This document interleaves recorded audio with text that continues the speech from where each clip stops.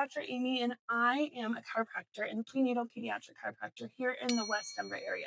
We're going to go through my favorite stretches that I give all my mamas in office to help you feel better, to get more mobility throughout your pregnancy, and also to prep for labor and delivery. So let's go. We are going to go through 6 of them.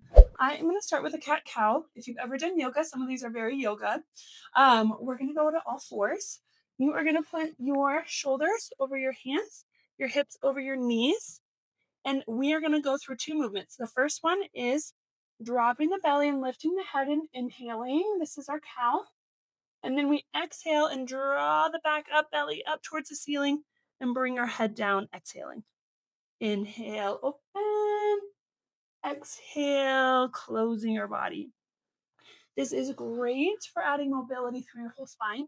But as baby gets bigger, you can feel a lot of stretching through the round ligament, and this just feels really nice to open, especially first or second time pregnancy. You just have a lot more tension you're holding with round ligaments.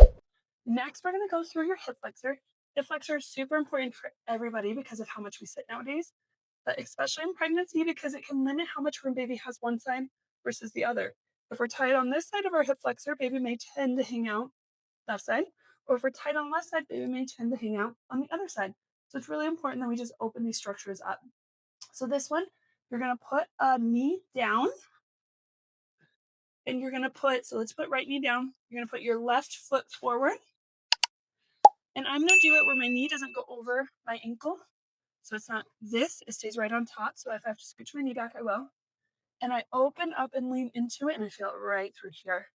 This might be too intense. You can get a chair, something to hold on to. You can hold on to the floor. And I like to kind of move my hip around, but I feel it right in that front, opening up that nice hip flexor. And I would do both sides.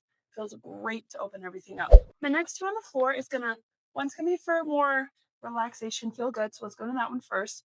Just a child's pose. If you've ever done yoga, you just spread your knees about a foot or 2 apart. Your feet come together.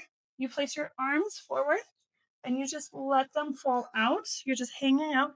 This is a great stretch relief for back. If you feel lots of tension through here, really releases. You can feel some stuff through the legs, like I feel little adductors happening, but it shouldn't be too crazy of a stretch through the legs.